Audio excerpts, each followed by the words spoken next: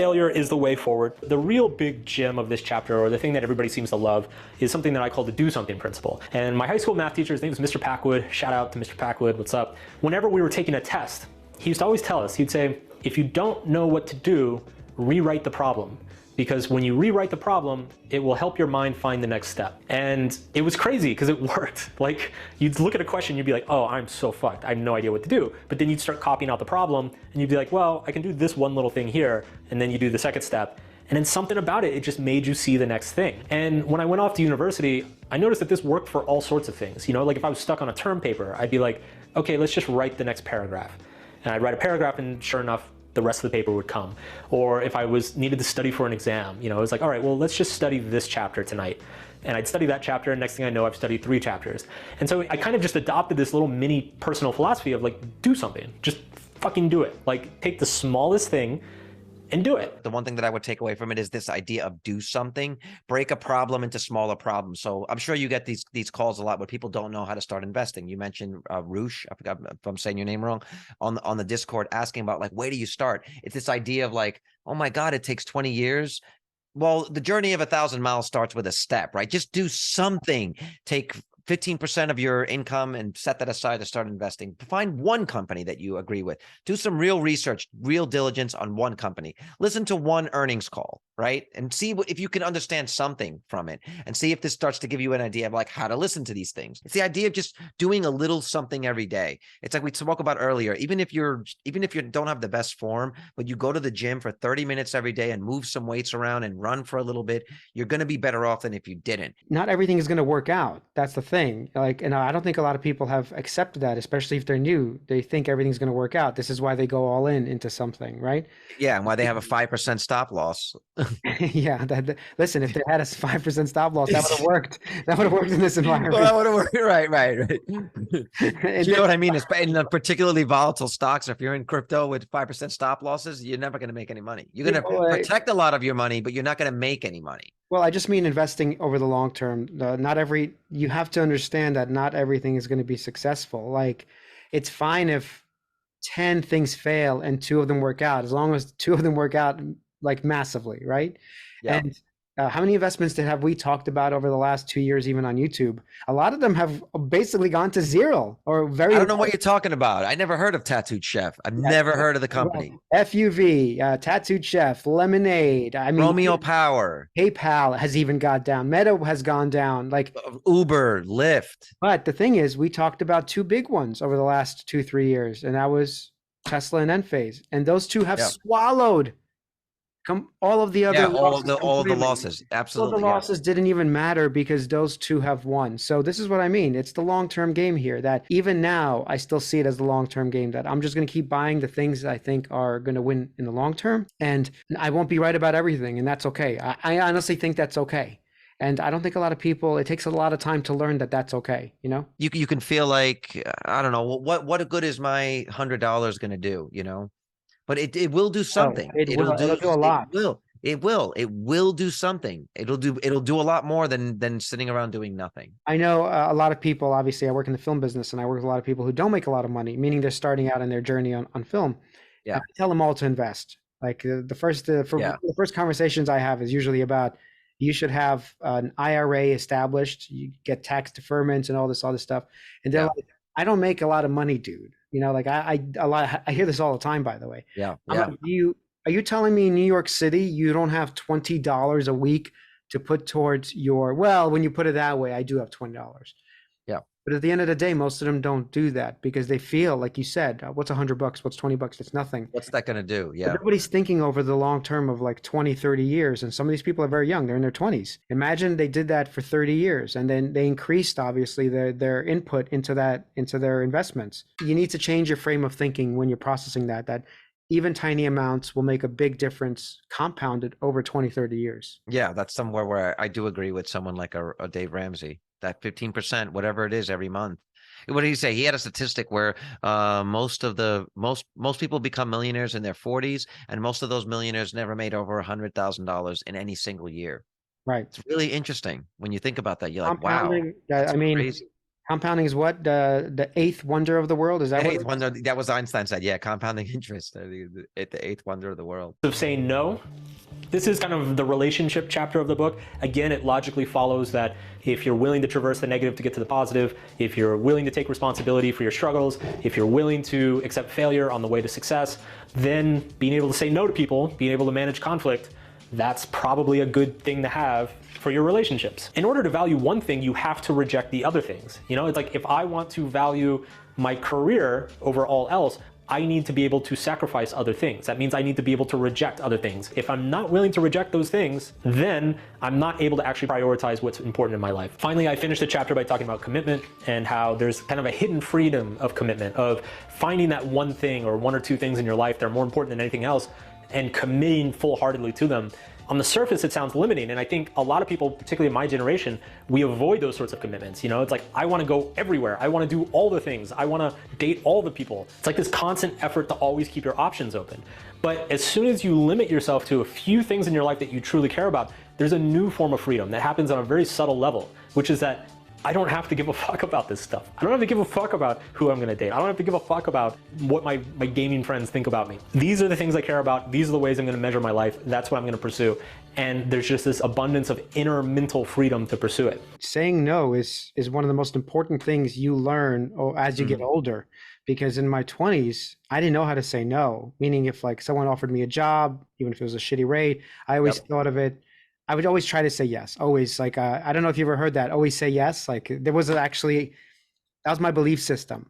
As I got older, I'm like, well, no, I have to prioritize what is actually advancing what I want to do for the long term. And I learned to say no. And I know it sounds cliche, but I actually got better opportunities because I learned to say no.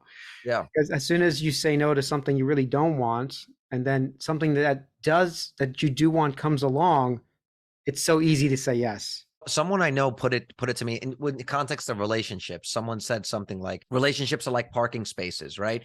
You can't put another car in there. Like you can't just pull the car halfway out.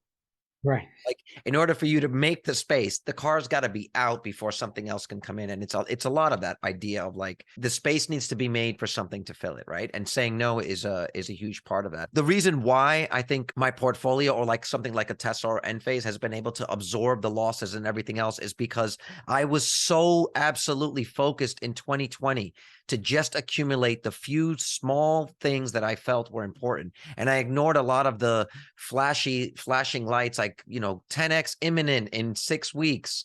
I ignored a lot of that to just say, I'm buying an Ethereum coin and a Tesla share every single day until I can't do it anymore. Every day. I'm dollar cost average into Enphase. I'm going to buy Bitcoin when I can. And I'm just literally going to ignore everything else.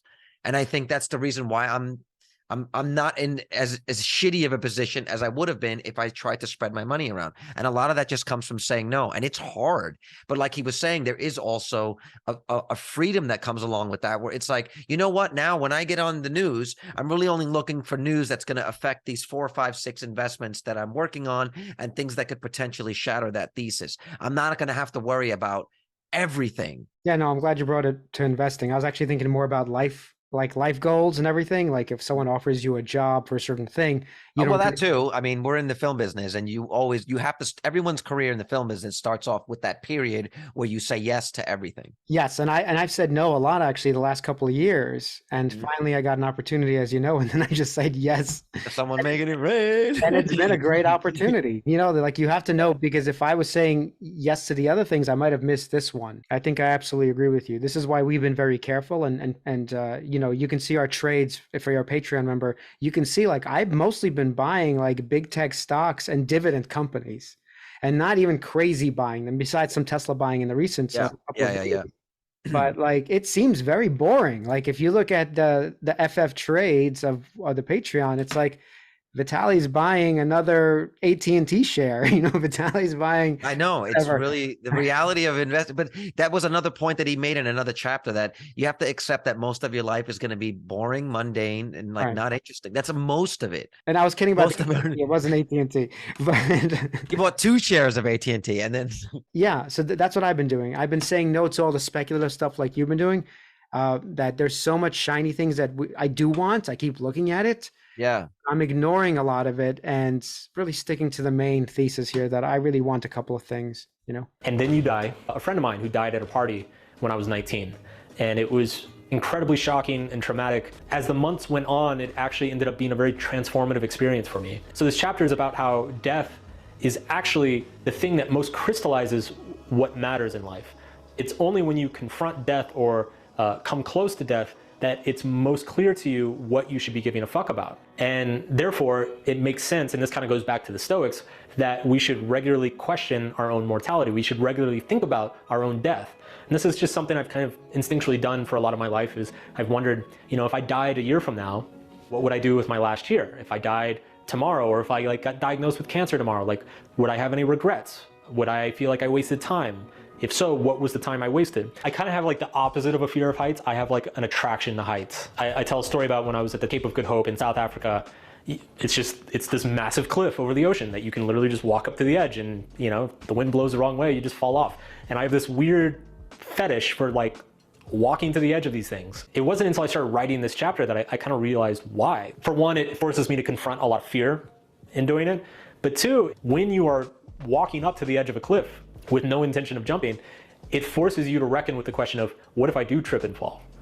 This could be it right now. This could be it. There's something a little bit intoxicating for me about that thought. Not in that I want to trip and fall, but in that it forces me to think about my life in a way that feels very profound to me. I honestly, in the beginning, I didn't like him as much. At the end, he's got me. How'd he get you? Well, he got me this way because ever since I was a kid, I've been reading. I was always afraid of, I always knew death was coming. Let me put it this way. Yeah. Even at 16, 17, 18, I was processing death in terms of it's coming for me.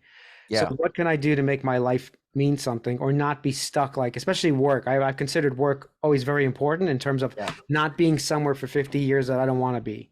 Yeah. And instead Bloomberg days. Well, but even before that, I always knew that I should not be sitting, wasting my time for somebody else. I should always be using my time for me because we're going to die. That's literally how I thought. Even at 16, 17, we're going to die. I don't want to sit and use up my precious time for somebody. Yeah. And, you do odd jobs here and there. You work at a store. I think we worked at the same store, Robbins. Oh, God. Yeah. Yes, we worked. My point is, when he says, think about death, I've thought about death for a long time. And the very first time I invested in real estate and wanted to is because I was thinking of dying. I needed a way out. So back to investing. I want to relate everything back. I needed a way out of the system. I didn't want to be stuck in it. What can I do? Real estate was that thing that I decided to do to get me out of it. And it worked. It actually worked. It took 25 years. Yeah. Don't get me wrong. It took a long time. A majority of your waking life. But I am not stuck in that environment if I don't have to be, because I go to work right now. I am actually, but I did it because I wanted to. So it's a different mindset when you're doing it because you want to and not strictly because you have to. What he says totally touches me on that level, that everything I ever did was to not die regretting everything. I had heard a quote pretty young. Most people would rather live with a regret than do something about it. Yeah, like you, I always had this idea that I don't want to die and have my life be meaningless, or that something else outside of me is in control of my own life. Really trying to leverage my time for money so that the money buys the freedom. But the end goal is the freedom. I just feel like I saw a poll on Twitter the other day. It was something like, what do you value more? It might have even been Stephen Mark Ryan. What do you value more, love or freedom? With only those two options, what would you pick? Freedom. Me too. And I hovered over the love button for a second. And then I was really think about what you enjoy. And I was like, it's freedom. Bringing it back to investing. If you're the age that I'm at, if you're the age that we are now, you're in our 40s, mid 40s, and you have no investments, or you have nothing that's going to take care of you when you get older. It's your only chance at having a retirement that's worth having any sort of dignity. And if you're 20 something now, then it's even better for you, because you could get to that holy grail somewhere in your 30s and really enjoy a large portion of your life. Yeah. And it's not about not working hard. I've worked hard, and you have our entire lives, but still doing it, man. But I'm saying it's the direction you're putting it in, the direction that you want to put it in. And I think that's what his point is. You're going to die, so you might as well put all this effort into something you actually want to do, as opposed to just working for $1. That's not enough. I'm sorry. Just working for the dollar to pay the mortgage, to eat the food, then to go to sleep, to do it all again. Every 30 Not enough. days. Right. Every 30 days. Every On 30 a days. wheel. That is not enough. So I think that's where he was getting at. And that's why I totally agree. And I like his last point that it's very important we think about death because that is the only way we can avoid the huge consequences of doing the wrong things right now. So back to that question, Stephen Mark Ryan, you need the freedom in order to truly love. Mhm. That's what I think. Yeah. Yeah, like only one of those two options encompasses the other. So here's a question. He was talking about the metaphor of the cliff, right? How he walks over to the edge of the cliff and he sort of just does it because he wants to feel it. And you can't not feel it because it strikes the fear.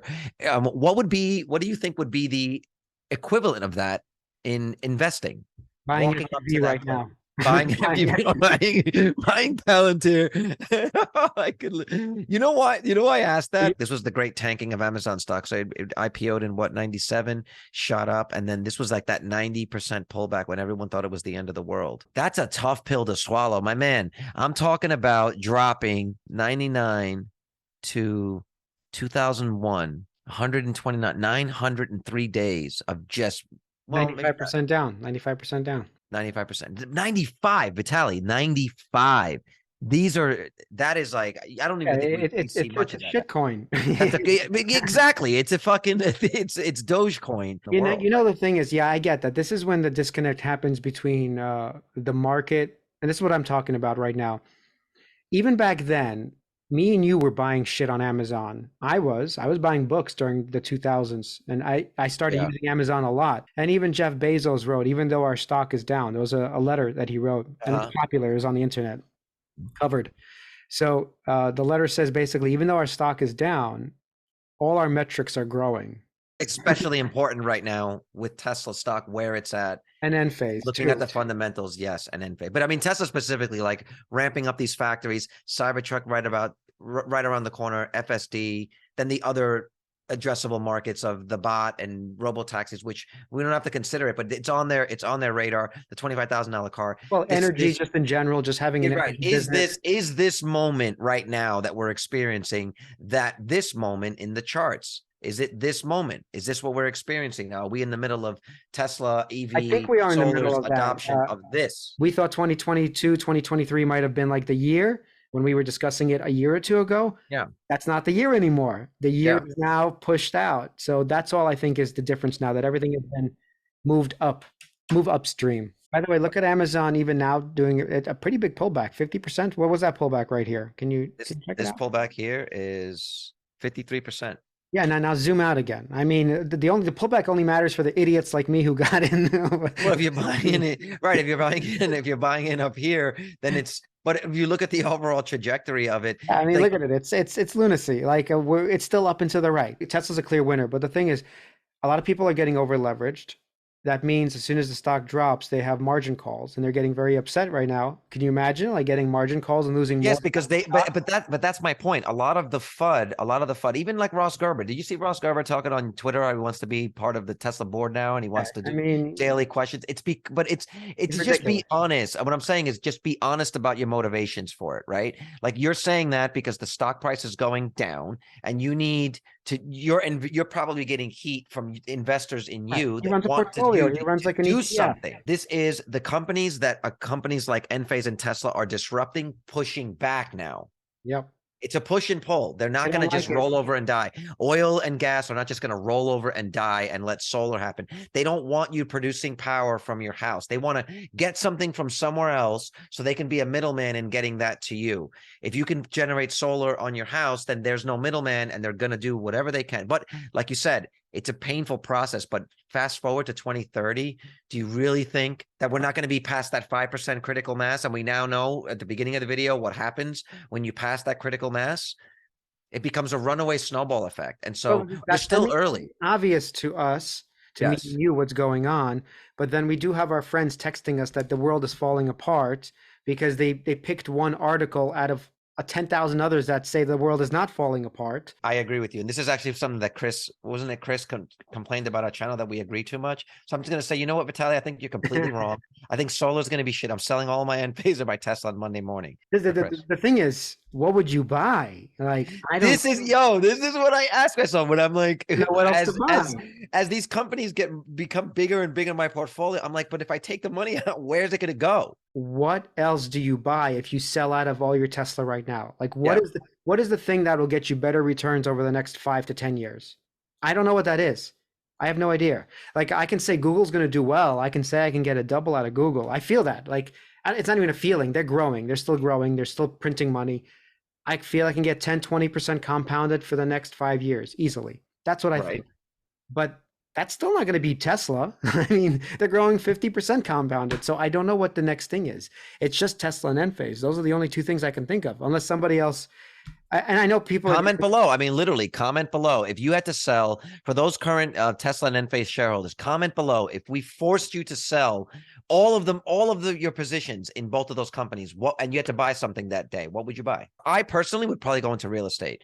I don't even think I would put it into a stock. I would take that money and I would start buying a bunch of properties and look at the rent as dividends. What's the alternative? Are you gonna FOMO all of it into Meta right now? As much as you believe in Meta, are you gonna FOMO it all into Meta? Would you go all into PayPal, or would you go into Square? Would you go all into Bitcoin? Would you go all into Ethereum? Like, Nope, nope. you wouldn't go, would you, go into Amazon? I mean, I don't know. I mean, No, or I, even take I am SpaceX going. if they were public. Would you go all into SpaceX? Like, no. No, no way. You know what I mean? Like, even if they're public, Starlink, no, I wouldn't. If I don't know. Like, what would you? Well, answer below because I honestly would not go into. I would just sell out, probably thinking there's going to be a drawdown, and just buy back in on that drawdown if that happens. But that's I don't invest that way, so I'm not doing that. I just want to be clear. Yeah. That's the only thing. Although that would have worked, honestly, that would have worked. When Would've Tesla worked. was at 1,200, it would have worked. This is part of what the mind fuck that is investing sometimes, is that their charts exist and you can see exactly how wrong you were. Yeah, but then if you do look at the charts over, like you just showed, over 20 years, if Mhm. you stayed with high quality, high growth Mhm. companies that are printing money or will have the eventuality of printing a lot of money, you do fine. I think we knew those winners, by the way, back in 2008, definitely. Like we knew Google, Amazon, Yes, Apple were Google, winners. Amazon, Apple, Facebook, Knew that. Netflix. But why didn't we invest super heavy, every dollar going into them? We didn't do that. But now I think me and you are doing that. Every We should have dollar is going just into them. all that money that we spent trying to make the Bitcoin miners, we should have just bought it. We should have Yeah. just bought At the end of the Bitcoin. day, you should have just bought Bitcoin. Do you remember that? Like, and oh man, Okay, guys. Come guys, on. We're almost there. What do we need? 62 more people? we need like 60 people. 62 more people. Come on. Like, subscribe, hit the bell, and get us to that magic 3,000 where I get laid. Right, she's been holding out that long. Make it happen. Hit like, hit subscribe, and hit the notification bell. Thank you for watching.